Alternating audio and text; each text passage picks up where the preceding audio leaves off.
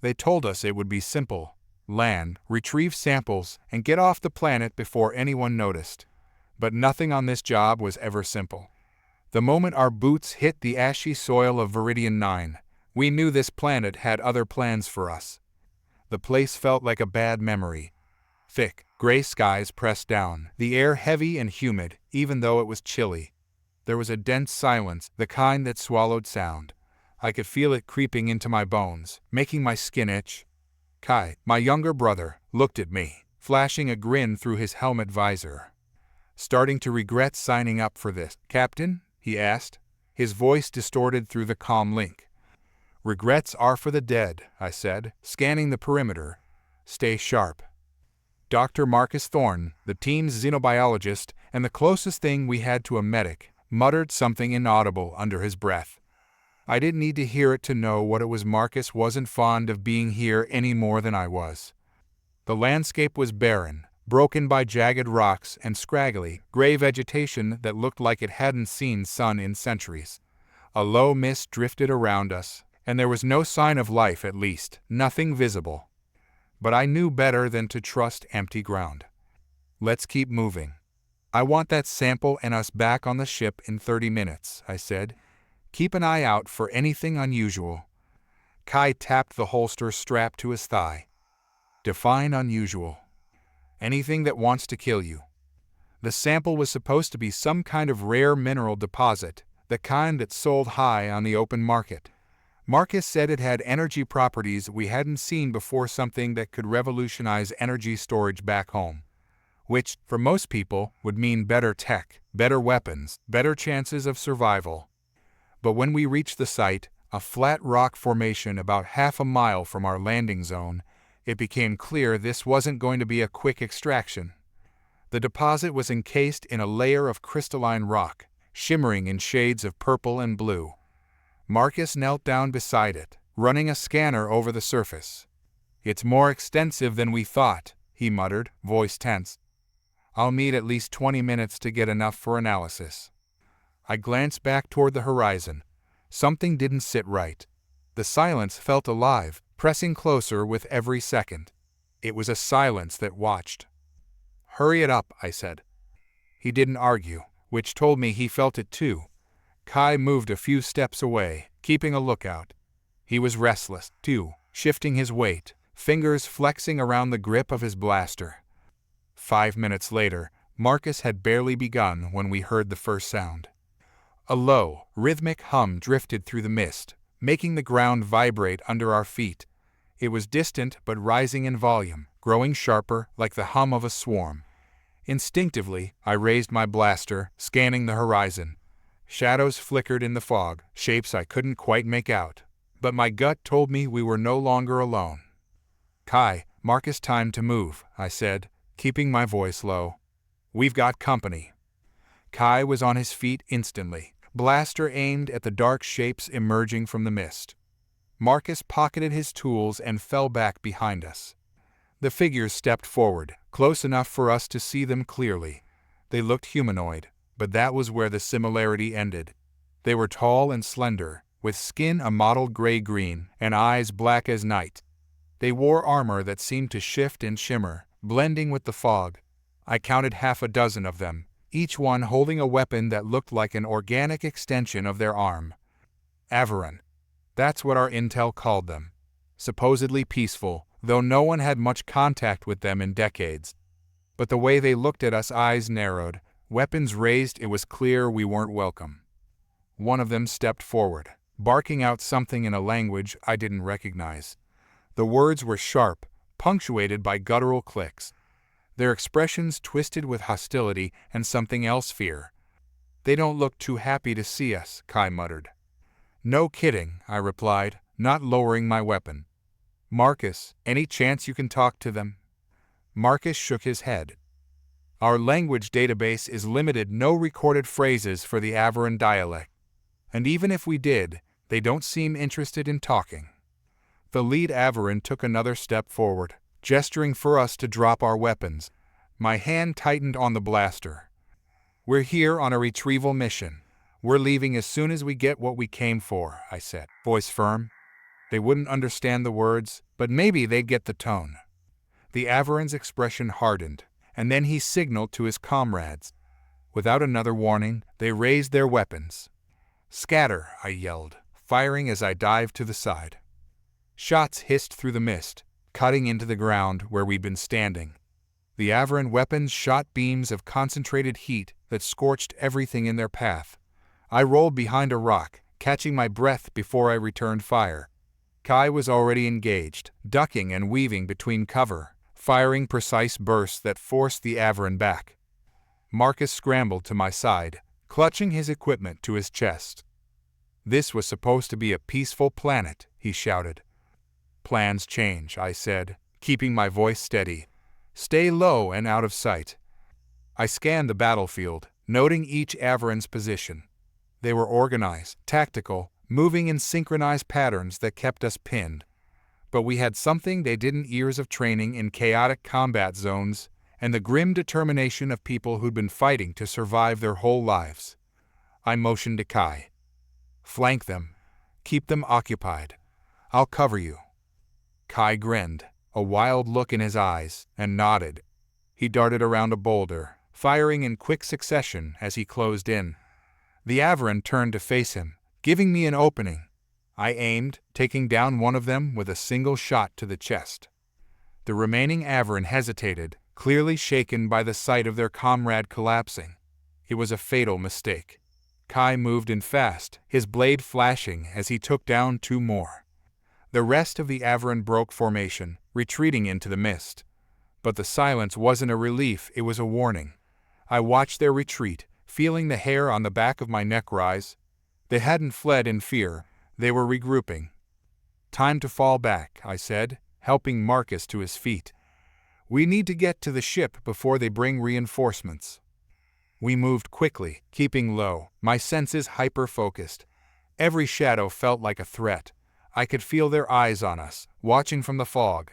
And as we moved, the hum returned, growing louder, closer. More of them were coming. We were halfway to the ship when the second wave hit. They came from all sides, forcing us into a defensive position against a rock face. Blasts hissed around us, forcing us to crouch low. "We can't stay here," Marcus panted, glancing at me. "They'll surround us." I knew he was right, but there was no clear path forward.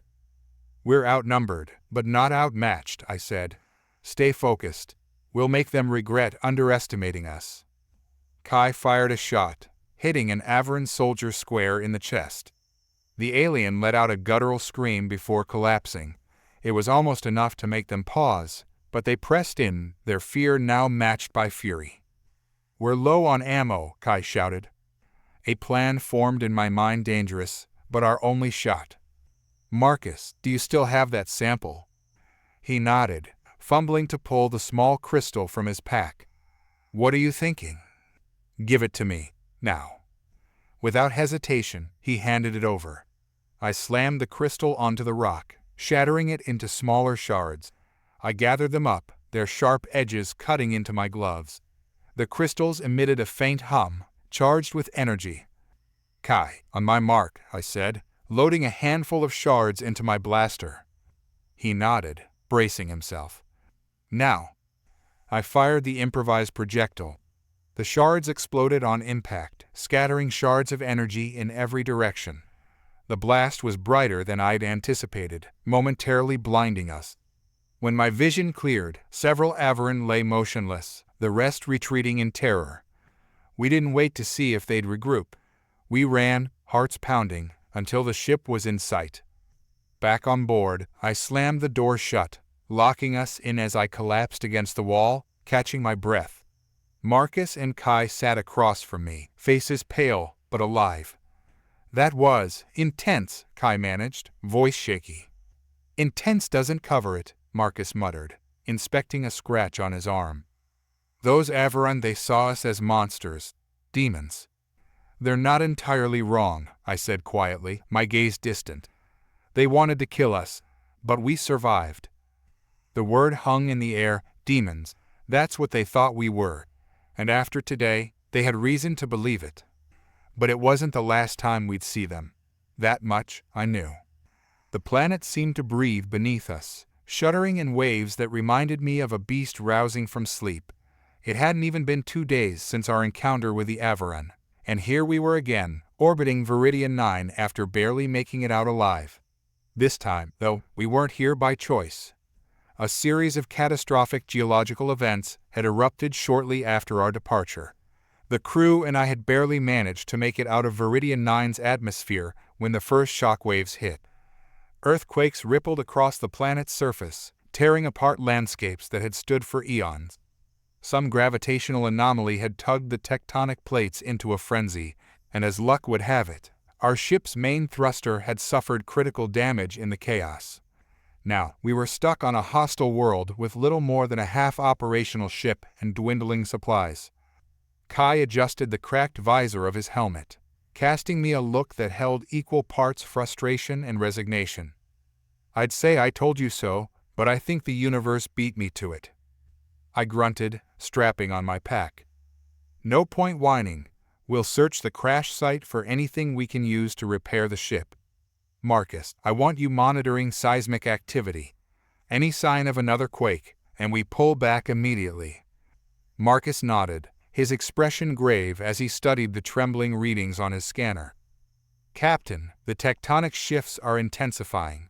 At this rate, the entire landscape could destabilize. Even if we manage to repair the thruster, getting out of here will be, well, ambitious."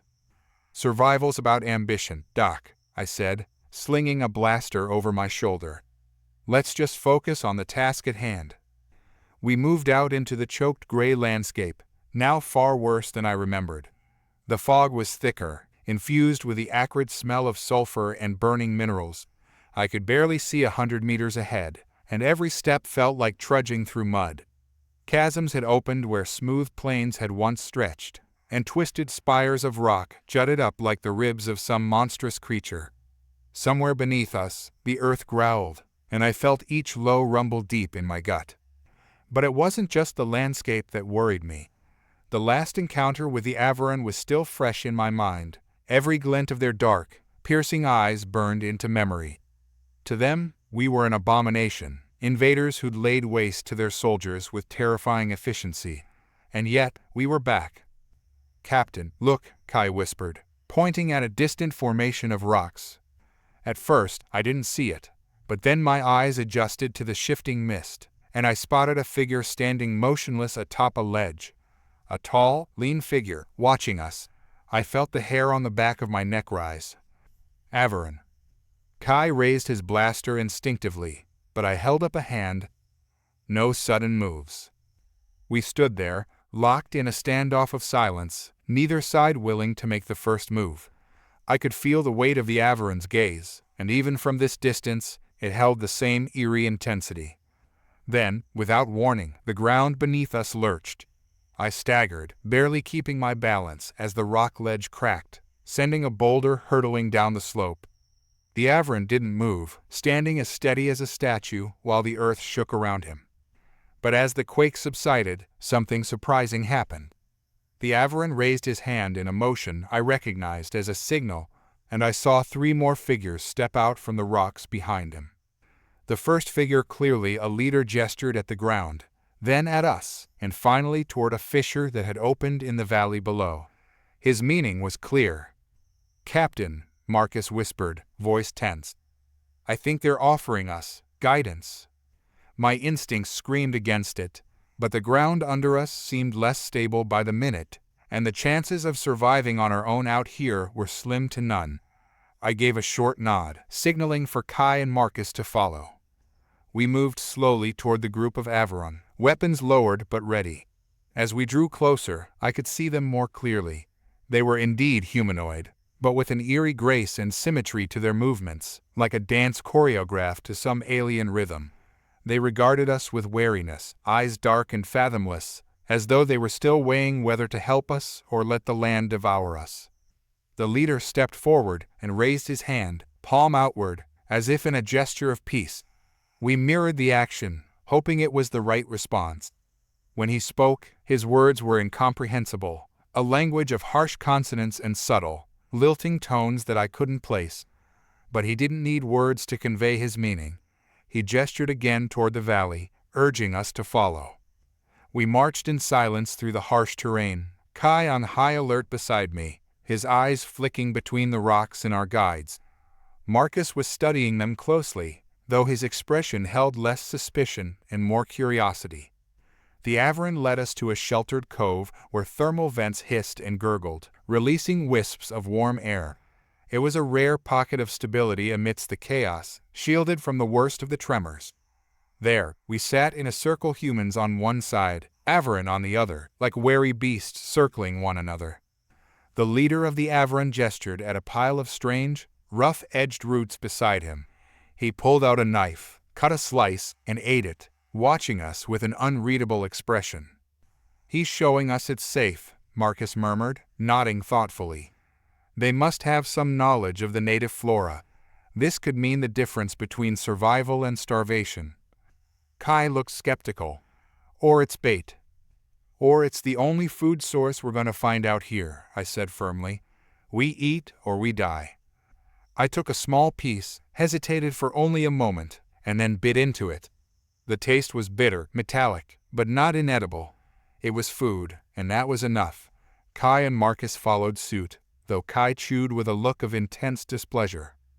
Hours passed in a cautious truce, each side watching the other with wary curiosity. Occasionally, the Averins spoke among themselves, their words quiet and clipped, but there was no malice in their tones. It was strange and uneasy, reluctant camaraderie forged out of necessity. In that time, Marcus managed to open his kit, taking discrete samples of the roots and spores that the Averin shared with us. I could tell he was deeply intrigued, and his eyes had the calculating gleam that told me he was making connections, forming ideas. As the tremors grew worse, the Averin leader approached Marcus, gesturing to his kit and then pointing to a small, vial-like device at his waist. Marcus's eyes widened, clearly realizing something, but he turned to me, expression cautious. "Captain, I think they want a scientific exchange. They know we're studying their resources, and they want information in return. But what they're asking for, it might give them access to technology and methods we use to protect ourselves from hostile environments." "And what happens when they use it against us later?" I asked, my voice low. "I don't know," he admitted. "But they're asking out of necessity. They're in as much danger as we are." For a long moment, I weighed the risks, glancing at Kai, who had overheard and looked as reluctant as I felt. But this was survival, and the consequences of refusing might be worse than those of cooperation. "Do it," I said finally, "but keep it limited. Nothing they can weaponize against us." Marcus nodded, pulling out a small holographic display that projected images of basic environmental safety procedures, nothing that would compromise us, but enough to show our understanding of survival techniques. The Averin watched closely, their eyes reflecting a mixture of intrigue and something that almost looked like gratitude. For a brief, fragile moment, it seemed like the beginnings of understanding. 2 days passed, and the quakes grew stronger, leaving us exhausted and on edge. I had caught glimpses of something shifting in the eyes of our hosts. The Averin leader, whom we'd begun calling Veer for ease, grew increasingly tense, his body language wary whenever he looked in our direction. Kai leaned close to me one night as we huddled near the vents for warmth. "I don't trust them, Dane. They've got that look, the one that says they're weighing their options." I nodded, gripping my blaster. "They're planning something.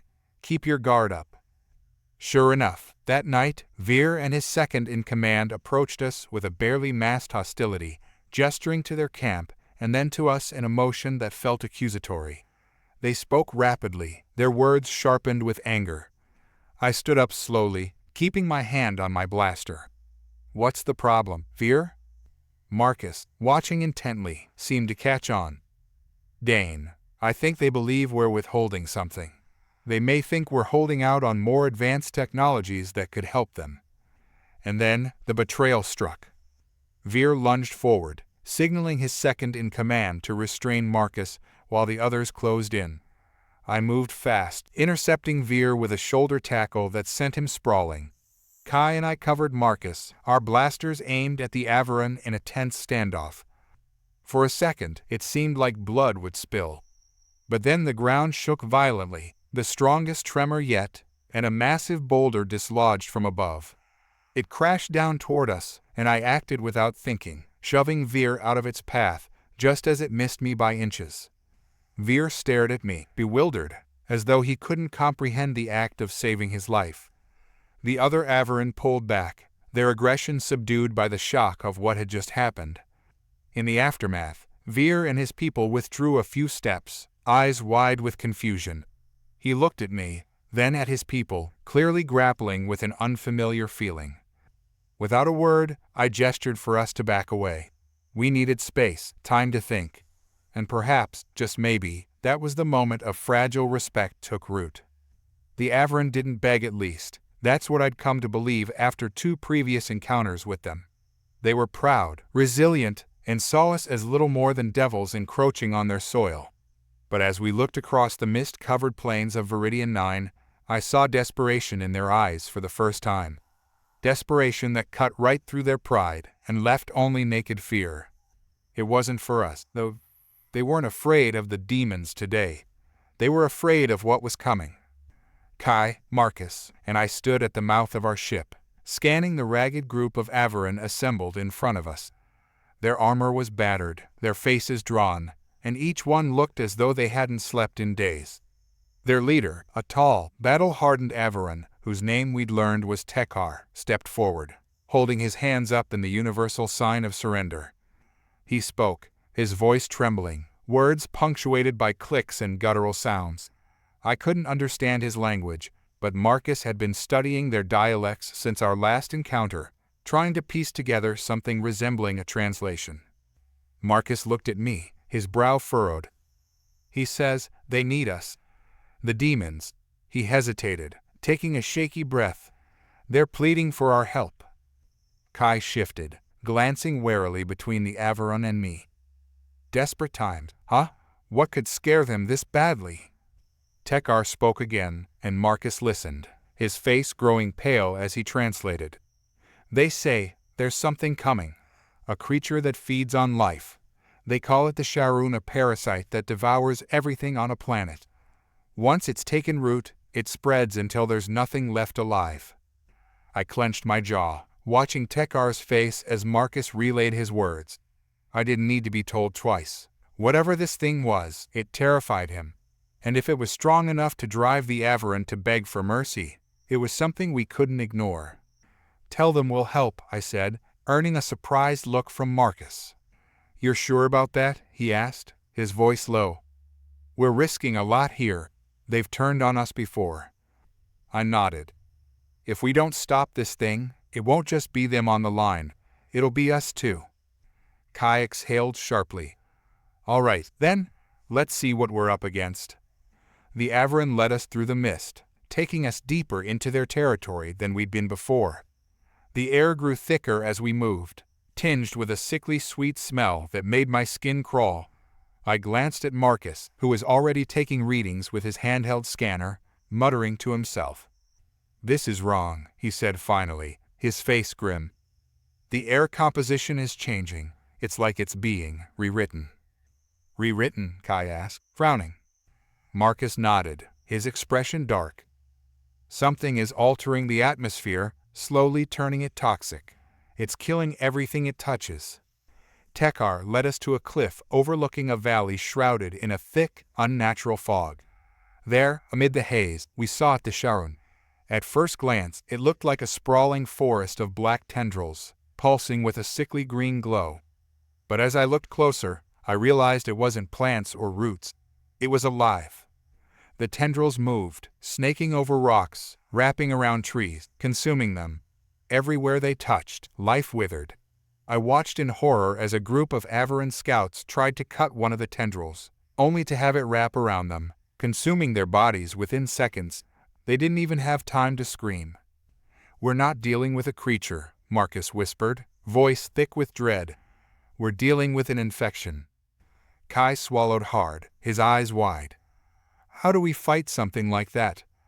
Tekar turned to us, his eyes pleading. Marcus translated his words as he spoke. He says they've tried everything. Fire, acid, energy weapons. Nothing works. It just regrows. For the first time, I felt a chill run down my spine. The Avaran were fighters. If they couldn't stop it, what hope did we have? Marcus, I said, my voice steady, can you figure out how it works? There has to be a way to stop it. Marcus nodded, though he looked uncertain. It'll take time and resources, but I can try. Kai looked over at the Avaran, his expression softening. What about them? They've got their backs against the wall. If we're going to help, they need to know they can trust us. I glanced at Tekar, then nodded to Kai. You're right. See what you can do. As Marcus set up his equipment, Kai approached the Avaran, speaking slowly, using what little of their language he'd picked up. He gestured to his heart, then to Tekar's, then held his hands together, a gesture of unity. At first, Tekar looked at him with suspicion. But as Kai continued, his tone respectful, his gestures clear, I saw a flicker of understanding in Tekar's eyes. The Avaran leader placed his hand over his own heart, mirroring the gesture. For the first time, I saw something that looked like hope. Hours passed as Marcus worked, running tests, analyzing samples, and studying the Sharu. He was relentless, his focus absolute. I stayed close, watching his progress, while Kai continued building trust with the Avaran. I could see the toll it was taking on both of them, but neither was willing to give up. Finally, Marcus looked up, his face pale but determined. I've got a theory, he said. The Sharun is a parasite, yes, but it's also intelligent. It reacts to threats, adapts to its environment. If we're going to kill it, we need to attack it on a cellular level, destroy its ability to reproduce. I nodded, feeling a glimmer of hope. How do we do that? Marcus hesitated, glancing at the Avaran, then back at me. There's a compound that could disrupt its cellular structure, break it down from within. But, he took a deep breath. The compound is toxic to humans. It'll kill anyone who gets too close. I clenched my fists, weighing the options. What if we deploy it from a distance? He shook his head. The Sharun is spread too thin. We'd have to go into the heart of the infestation to make it work. A heavy silence fell over us. The risk was unimaginable, but there was no other choice. I'll go, I said finally. Kai's head snapped up. You're not going alone. I met his gaze, seeing the determination in his eyes. It's too dangerous, Kai. If anything happens. We're in this together, he said firmly.